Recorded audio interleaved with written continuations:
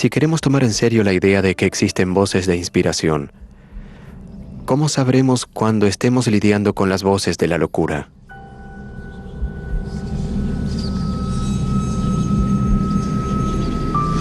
Están sobre tu rostro. Es casi como si estuvieran allí y allí y allí invadiendo tus espacios personales mientras las escuchas. Se siente como si estuvieran frente a ti. Es casi como si pudieras sentirlas, si quisieras.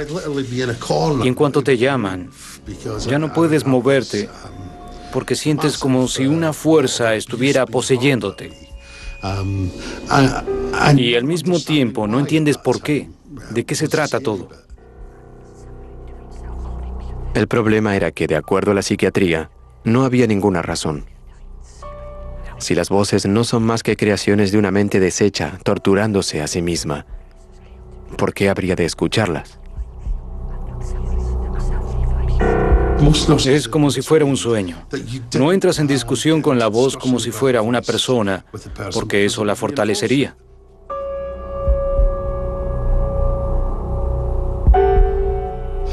Dejé la psiquiatría después de 10 años de ser paciente.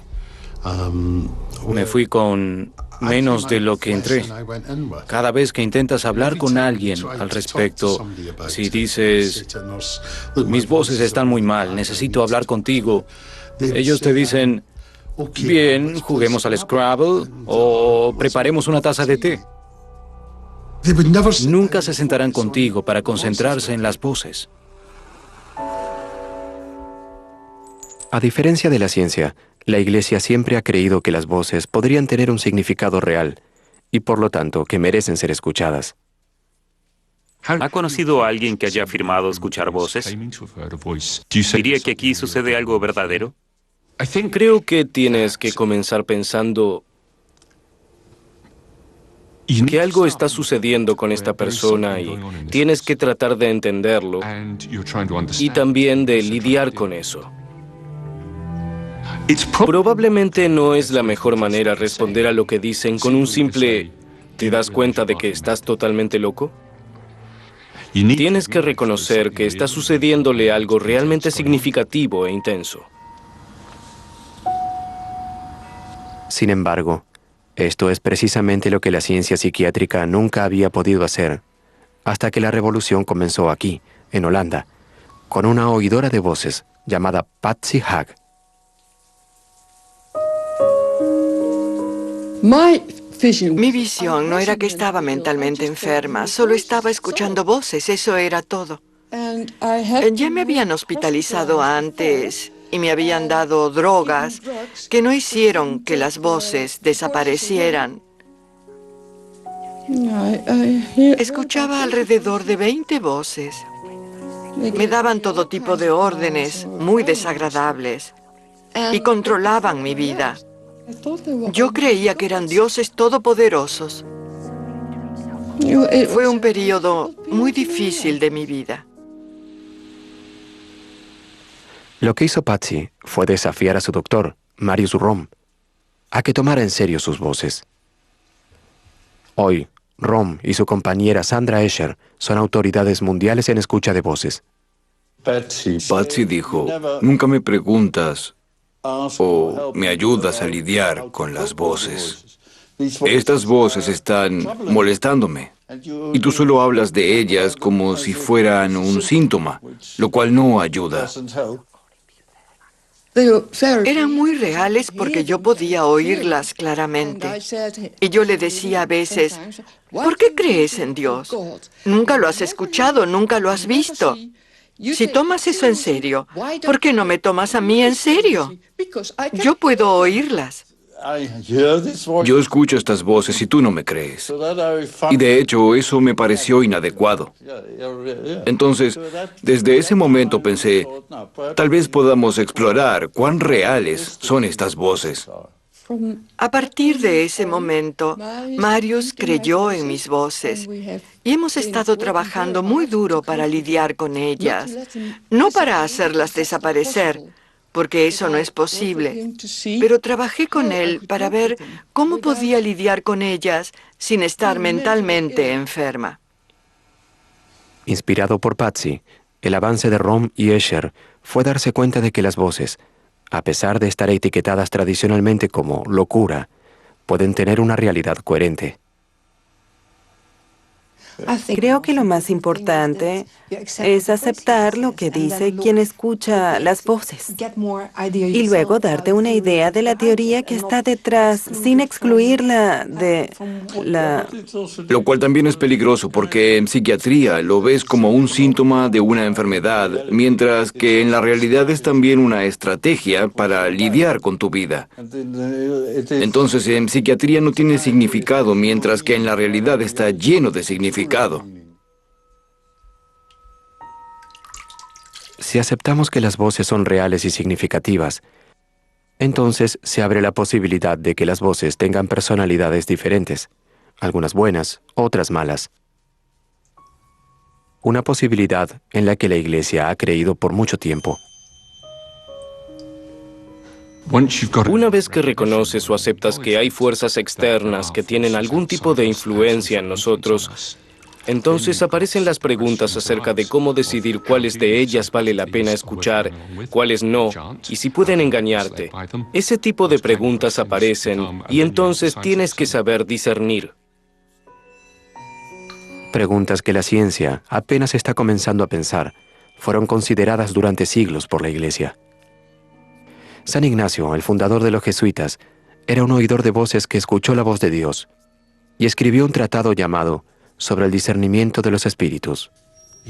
Tenía un estudio de lo que él llamaba las reglas del discernimiento, indicaciones que decían, por ejemplo, si básicamente llevas una vida piadosa, la influencia de los buenos espíritus es una buena voz que será amable, y hablaba de que sería como agua sorbida por una esponja.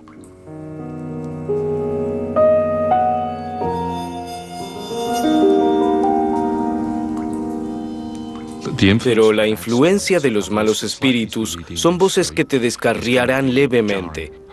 Serán vibrantes como agua cayendo en una roca, salpicando con violencia.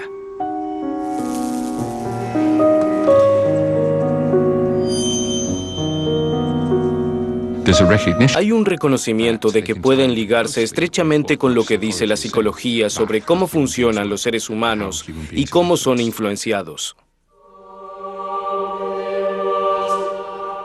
El argumento de que es correcto tratar a las voces como si tuvieran una personalidad propia, algunas buenas, otras malas, es que por primera vez le permite a los oidores de voces entenderlas. Supongo que ese fue uno de los puntos más importantes de mi vida. Darme cuenta de que las voces tenían un significado real, que no eran insignificantes, que no provenían de mi imaginación, sino que eran parte de la experiencia de mi vida.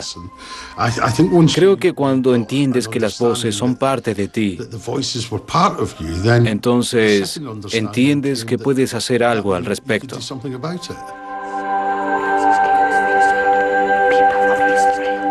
Puedes tener tu propio punto de vista, puedes no estar de acuerdo con las voces o estar de acuerdo con ellas. Y sería útil para los oidores si las voces se concretaran en una persona. Escuchar voces, en un sentido, no es ni una cosa ni la otra. Es lo que haces con esa experiencia, lo que determina si te convertirás en un paciente o en un santo. Para algunos oidores de voces como Robin Cunningham, hacer frente a sus voces significó crear todo un paisaje mental en el que era capaz de confrontarlas.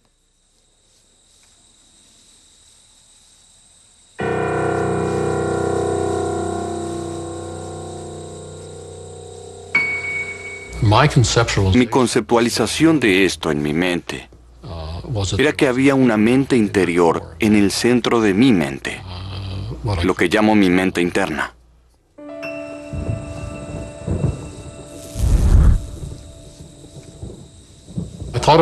Mi mente interna estaba como imponiéndose. Se suponía que eso era el cielo seguro. Y la idea era aislarme dentro de este círculo interior. Yo percibía que era un lugar en el que yo podía entender todas estas cosas que estaban sucediéndome, encontrarle sentido y entenderlas.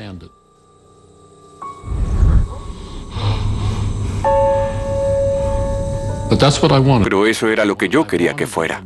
Quería que mi mente interior fuera un santuario. Percibía que mi mente se dividía ahí dentro.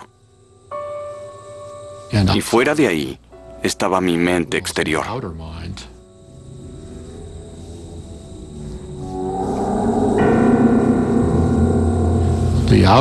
Se suponía que el círculo exterior de mi mente era el que debía intentar lidiar con el mundo exterior. La mente exterior incluía todos los otros aspectos de mi relación con el resto del mundo.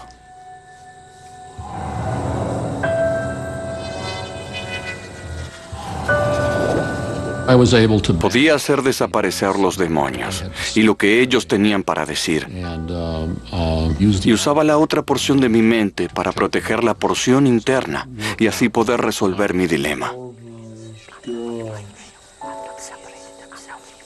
A pesar de que aún escucha sus voces ocasionalmente, Cunningham ha sido un exitoso banquero inversionista de Wall Street. Ejemplos como este conducen a la asombrosa conclusión de que la gente sana puede escuchar voces. Y fue exactamente esto lo que Romm y Escher descubrieron. Fue muy emotivo para mucha gente. En los años que siguieron, tuvimos tantos llamados telefónicos de gente de toda Holanda que había oído sobre nuestro trabajo y gente que nos decía, nunca he podido hablar sobre esto y que ustedes acepten que las voces son reales. Es tan importante. ¿Cuál es el porcentaje de escucha de voces en la población normal? De 2 a 4%. Dependiendo de los estudios. Es bastante. De todos los diferentes grupos de edades. Y solo 1/3 de ellos se convierte en paciente.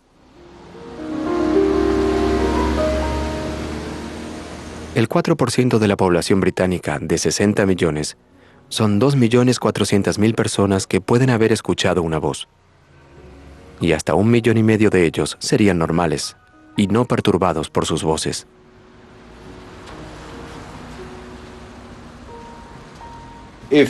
Si hay gente que escucha voces y no se enferma, entonces el escuchar voces en sí mismo no es síntoma de una enfermedad. Entonces ahora, de acuerdo a Romm y Escher, sea lo que sean las voces, ya no podemos descartarlas simplemente como productos de mentes deshechas, porque también son producidas por mentes sanas. Entonces, ¿qué son las voces de nuestra mente?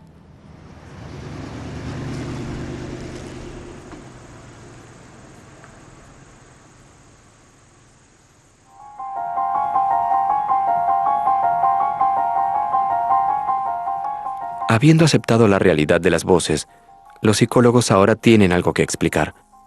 Y hay funciones conocidas del cerebro que indican el camino. El término discursos internos es utilizado por los psicólogos para algo que todos conocemos, este diálogo interno que tenemos. La mayoría del tiempo estamos pensando en cosas, hablándonos a nosotros mismos sobre cosas. Eso es lo que hacemos los adultos. Había una vieja broma que decía que hablar con uno mismo era el primer signo de locura. No es cierto. Si es el primer signo de algo, lo es de cordura. Es un proceso perfectamente normal y lo usamos para regular nuestro comportamiento, para instalar algo, eso es todo. Obviamente existe una conexión entre este proceso y las experiencias comunes que tienen los oidores de voces. En el discurso interno sabemos que somos nosotros quienes movemos los hilos, pero en la escucha de voces, las voces parecen tener voluntad propia. La clave de ambos, según creen algunos científicos de la mente, puede provenir de cómo utiliza la mente lo que aprendemos sobre el mundo para construir modelos mentales que permitan simular lugares, personas y cosas. La idea de que hay modelos en nuestras cabezas se aplica en todos lados. No solamente tiene que ver con otras personas. Tengo un modelo en mi cabeza que sabe cómo es esta habitación y hace que yo sepa a grandes rasgos cómo tendría que moverme para tomar esa cabeza o lo que sea. Y es el mismo proceso de generación de modelos que el que utiliza el cerebro. Entonces, existe esta idea de que, porque tienes un pequeño modelo de alguien dentro de tu cabeza, puedes simular y predecir lo que hará a continuación. Y de hecho, no podemos funcionar como seres humanos sin tener algo así, sin ser capaces de generar modelos de lo que hace otra gente o de lo que otra gente podría decirnos. Yo no podría distinguir entre mi amigo y mi enemigo si no tuviera algún tipo de modelo interno que pudiera predecir lo que diría esa persona.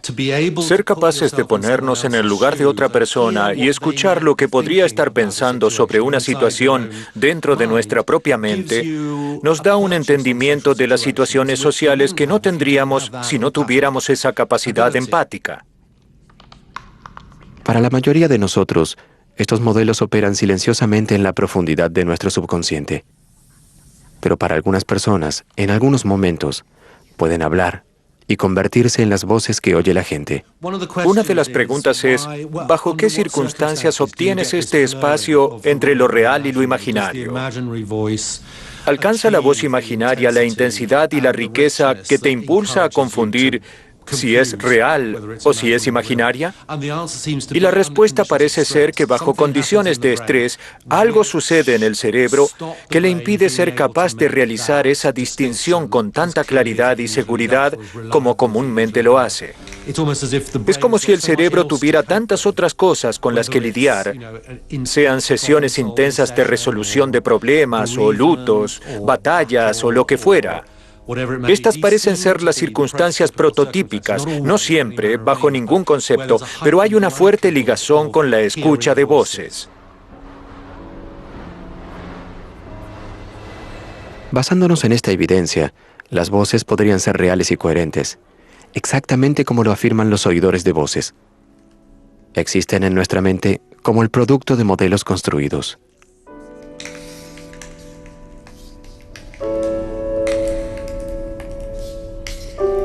Lo que nos lleva a la afirmación más importante que hacen los oidores de voces, que ellos no controlan sus voces, que no mueven los hilos.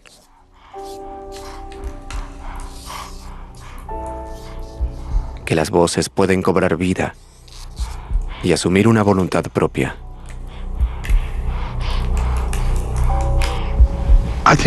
Solía creer que todas mis voces provenían de mí. Ahora no estoy tan seguro de eso. No creo que la voz que llamo maestro. Hablo con esa voz sobre hacia dónde voy, qué dirección estoy tomando. A menudo puedo ver esas voces como autónomas.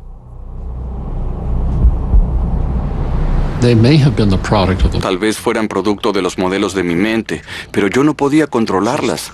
No podía. Tenían una vida propia, decían cosas y ponían pensamientos en mi mente que yo consideraba muy peligrosos. Si hubiera podido controlar esto, lo hubiera hecho. Algunos científicos de la mente, como Guy Claxton, creen que estas afirmaciones podrían ser ciertas. Y señalan como clave las experiencias de escritores que dicen que escuchan a sus personajes hablándoles.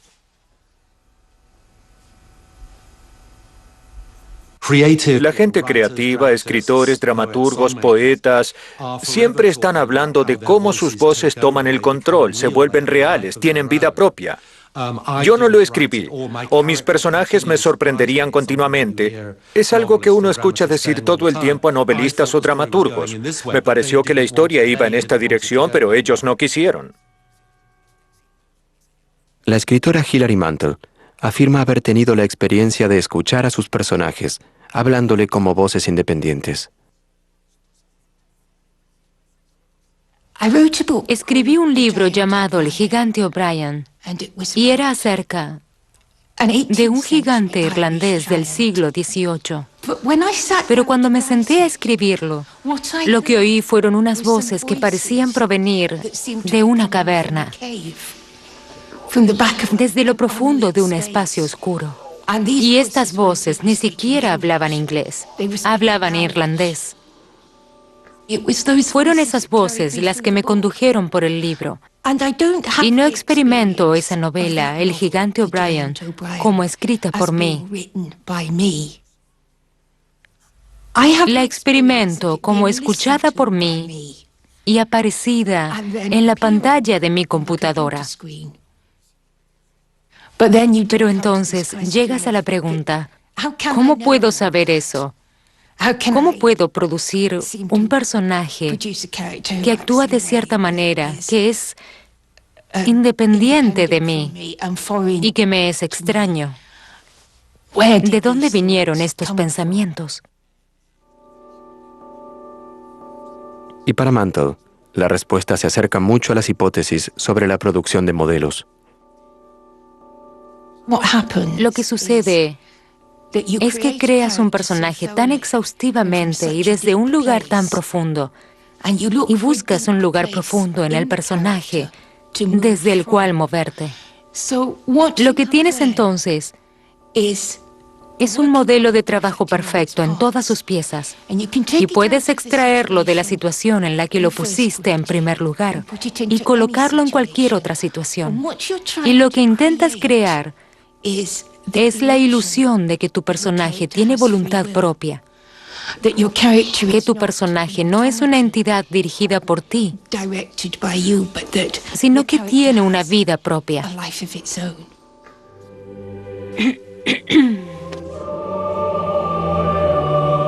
Esta experiencia de escritores como Mantle, de construir un modelo que finalmente cobra vida, ¿nos da una perspectiva sobre la escucha de voces espirituales? Comienzas con una historia muy conocida: el nacimiento de Jesús, la misa de Cristo, la Navidad. En la primera parte de la plegaria, construyes esa imagen en tu imaginación. Luego dejas que los detalles de esa imagen te hablen y posiblemente que las personas de esa imagen te hablen también.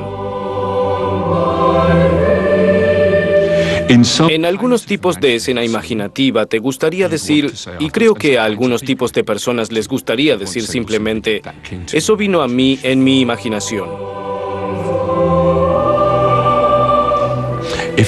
Si ha sido más vívido en el momento de la plegaria, algunos tipos de personas estarían felices de decir, Dios me habló en esa escena, me llamó, me invitó, se dirigió a mí. Creo que eso es cierto. No creo que exista una división estricta entre una sensación de que Dios te habla y lo que esté sucediendo en tu propia imaginación.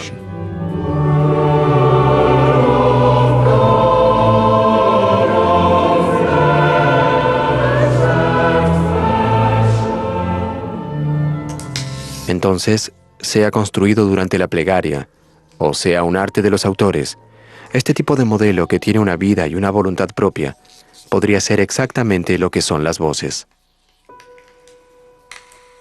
El modelo de tu padre no es tu padre en sí mismo, es algo independiente. Una vez que has establecido un sistema, solo es información lo que pones en él. Hasta cierto punto es ahora independiente y está tirando de tus hilos. Entonces, en ese sentido, esas cosas que suceden en mi cerebro son cosas que mi yo no está haciendo. Un modelo tal sería entonces mucho más que una mera marioneta. Tendría una vida y una mente independientes. Y podría hablarnos exactamente como dicen los oidores de voces. Tú te conviertes en su criatura. Es mejor pensar que tú eres su criatura y no que ellos son tus criaturas. Tal vez tú eres su marioneta. Tienes que estar dispuesto a entregar tu mente, tu atención y tus pensamientos a lo que ellos quieren decirte. Y luego hacer uso de lo que quieren decirte para escribir tu libro. Entonces, lo que estás haciendo es permitir que emerja una nueva conciencia. Si parte de cómo funciona la mente humana es crear voces en nuestra cabeza que viven y piensan independientemente de nosotros. ¿Podría ser este también el mecanismo por el cual los profetas escucharon la voz de Dios?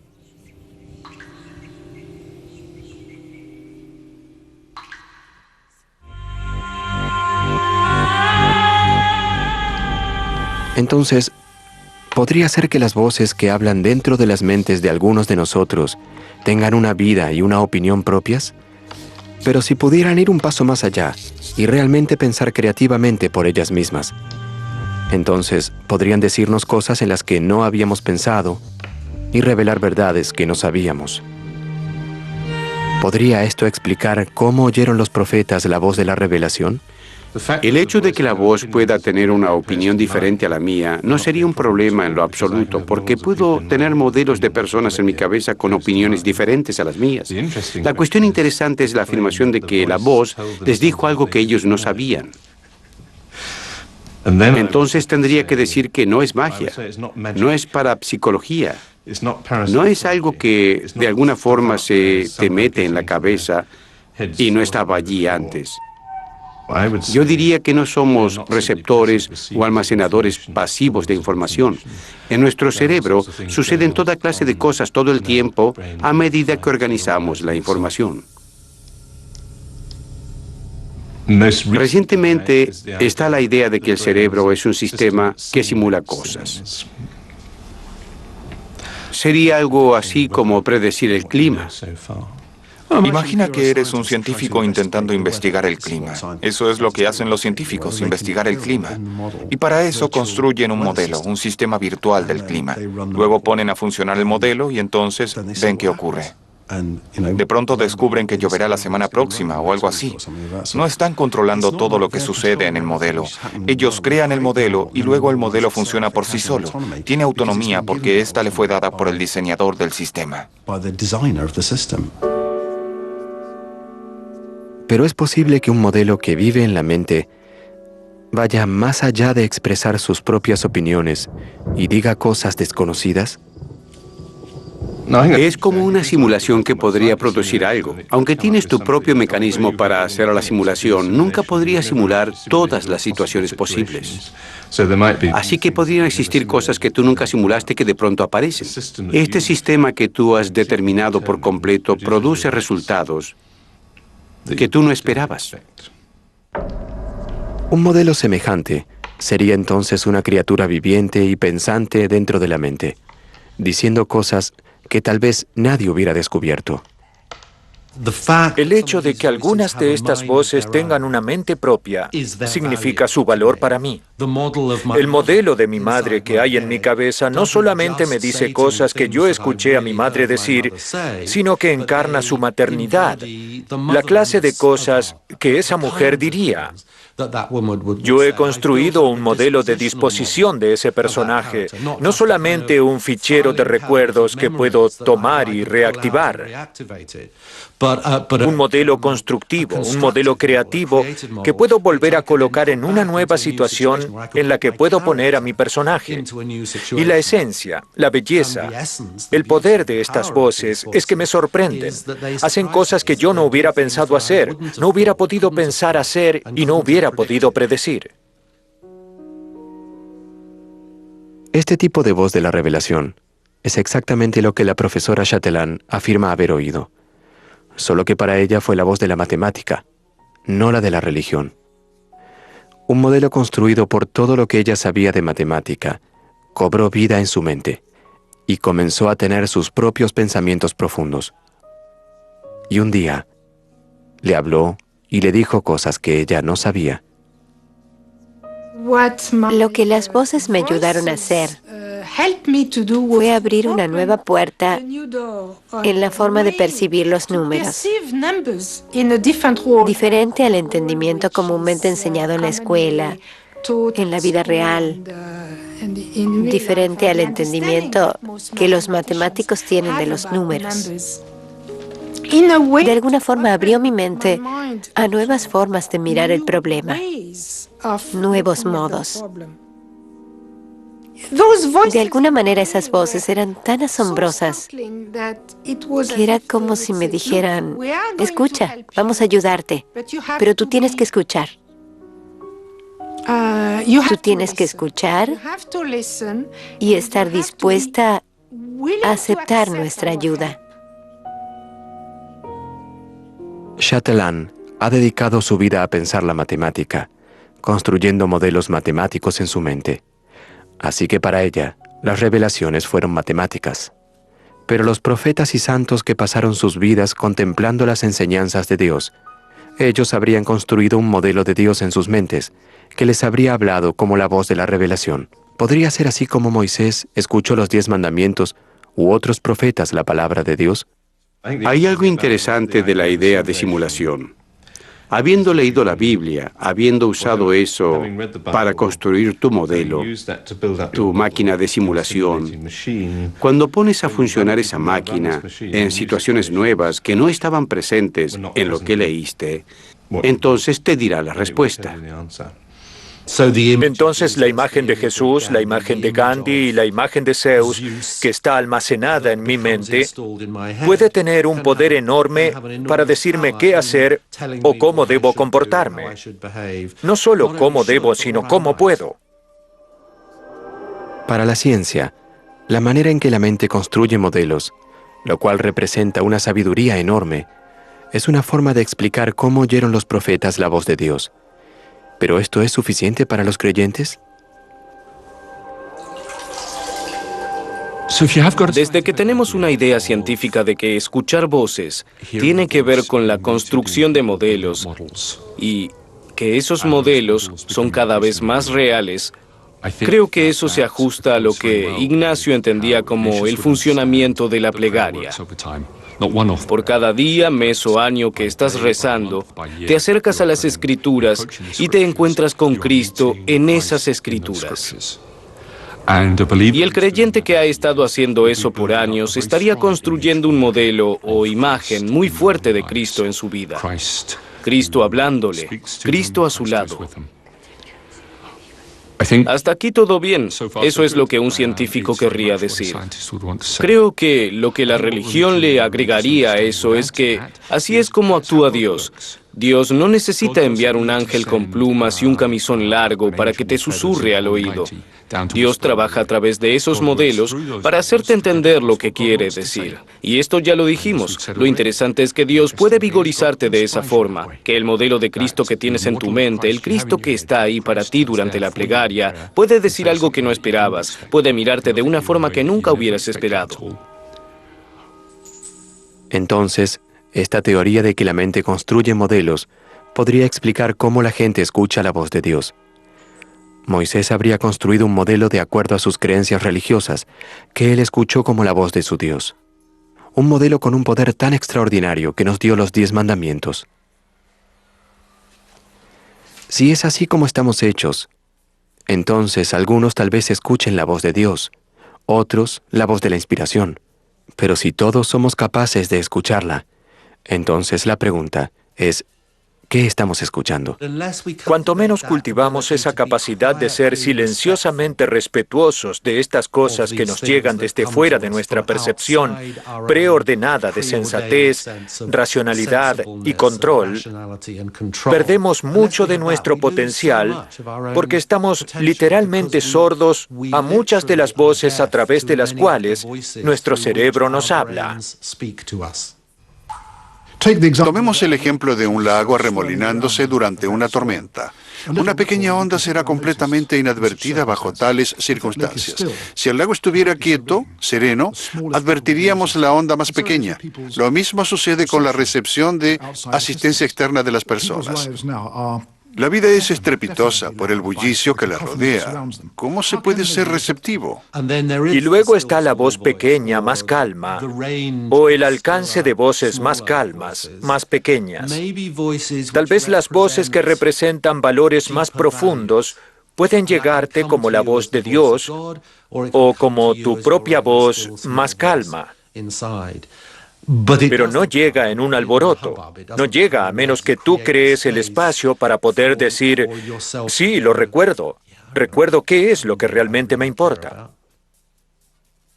Las voces pueden ser una revelación de cómo funciona nuestra mente, de cómo algunos afirman haber oído la voz de Dios o de la inspiración. Cuando estás escribiendo y llegas a este punto en el que el personaje comienza a hablar, sientes un júbilo absoluto por este estado de ser la coinspiración. Sientes una felicidad pura. Es la sensación de que todo está cayendo en armonía y proporción. Sientes como si por un momento las desarmonías fortuitas de la vida se alejaran y tú estuvieras en armonía y todo funcionara bien. Es un momento de tanta dulzura que imagino que en intensidad debe ser como una experiencia religiosa.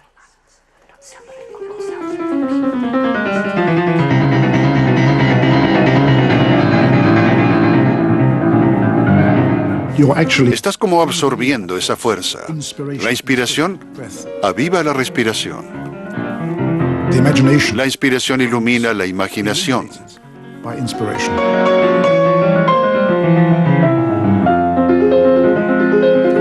Cuando puedes elevarte tan alto que puedes de hecho tocar tus dedos, las voces solo pueden descender a un segundo plano.